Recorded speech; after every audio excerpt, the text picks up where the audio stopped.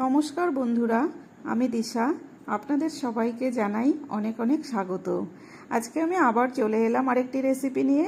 আজকে আপনাদেরকে আমি করে দেখাবো এই গরমের একটি উপযুক্ত রান্না, যা হচ্ছে আলু ঝিঙে দিয়ে ছোট মাছের হালকা পাতলা ঝোল। তো দেখুন, এখানে কিন্তু আমি দুটো ঝিঙে একটা আলু নিয়েছি। আর এই যে ছোট ছোট মাছগুলোকে, এগুলো কিন্তু কেটে ধুয়ে আমি পরিষ্কার করে নিয়েছি। এগুলো কিন্তু আমাদের কালজানি নদীর মাছ। তো আমি আলু আর ঝিঙেটাকে কেটে নিয়েছি। নিয়ে এদিকে কড়াটা বসিয়ে দিয়ে দেখুন, আমি কড়াতে তেল দিয়ে দিলাম পরিমাণ মতো। তেলটা গরম হয়ে গেছে, আর মাছে তো আমি নুন হলুদ মেখে রেখেছিলাম। তো এখন আমি মাছগুলো দিয়ে দিলাম। মাছগুলো দিয়ে আমি একটু হালকা করে ভেজে নেব। সব মাছগুলোই কিন্তু আমি একসঙ্গে দিয়ে দিয়েছি। এই নদীর মাছগুলো খুব বেশি কিন্তু ভাজতে হবে না, একটু হালকা করে ভাজলেই এর স্বাদ খুব বেশি পাওয়া যায়। তো এই মাছগুলোকে দেখুন, এক পাশ কিন্তু আমি উল্টে দিয়েছি, অপর পাশটা ভেজে নিলেই কিন্তু হয়ে যাবে। খুব বেশি কড়া করে ভাজলে কিন্তু এই মাছের টেস্টটা একদমই নষ্ট হয়ে যাবে। সেই জন্য মাছগুলোকে একটু আমি হালকা করে ভেজে এখন তুলে নিচ্ছি।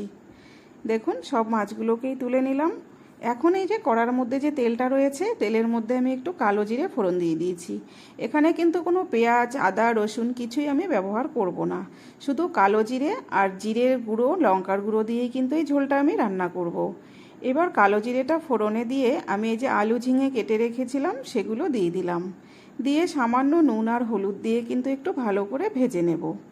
খুব সুন্দর করে একটু লাল লাল করে এভাবে ভেজে নিতে হবে। আপনারা চাইলে আলুটাকে আলাদা করেও ভেজে নিতে পারেন। তো আমি একদম ঘরোয়াভাবেই করছি, রোজকার রান্না যেভাবে আমি করি ঠিক সেভাবেই আপনাদেরকে করে দেখাচ্ছি। আলু ঝিঙে সব কিছু খুব ভালো করে ভাজা হয়ে গেছে। এখন এখানে একটা টমেটোও কেটে দিয়ে দিলাম। টমেটোটা দিয়ে এর মধ্যে দিয়ে দিলাম 1 চামচ লঙ্কার গুঁড়ো আর 1 চামচ জিরে গুঁড়ো দিয়ে খুব ভালো করে সামান্য একটু জল দিয়ে ভালো করে এভাবে কষিয়ে নেব। টমেটোটা কিন্তু এর মধ্যে সেদ্ধ হয়ে গিয়ে মশলার সাথে খুব সুন্দর করে কষানো হয়ে যাবে। মাছের ঝোলে কিন্তু টমেটো দিলে এর স্বাদটা অনেকটাই বেড়ে যায়, খুব ভালো লাগে খেতে। তো দেখুন, মশলাটা কিন্তু ঝিঙে আলু সব কিছুর সাথে খুব সুন্দর করে কষানো হয়ে গেছে। এবার আমি এর মধ্যে পরিমাণ মতো কিন্তু একটু জলও দিয়ে দিব।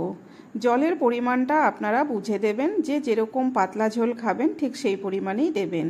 তো যেহেতু আমি এখানে ঝোলটা একটু পাতলাই করব, গরমে কিন্তু এরকম হালকা পাতলা ঝোল খেতে বেশ ভালো লাগে। তো দেখুন, এখানে কিন্তু আমি জল দিয়ে নিয়ে সব কিছু খুব ভালো করে এভাবে ফুটিয়ে নেব।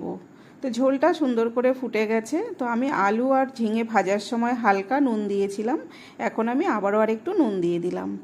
দিয়ে এখন আমি এর মধ্যে ভেজে রাখা মাছগুলোও দিয়ে দিলাম। মাছগুলো দিয়ে খুব সুন্দর করে বেশ কিছুক্ষণ কিন্তু ফুটিয়ে নেব। তো দেখুন, একটু খুন্তি দিয়ে চেপে দেখে নিলাম, আলু কিন্তু খুব তাড়াতাড়ি সেদ্ধ হয়ে গেছে।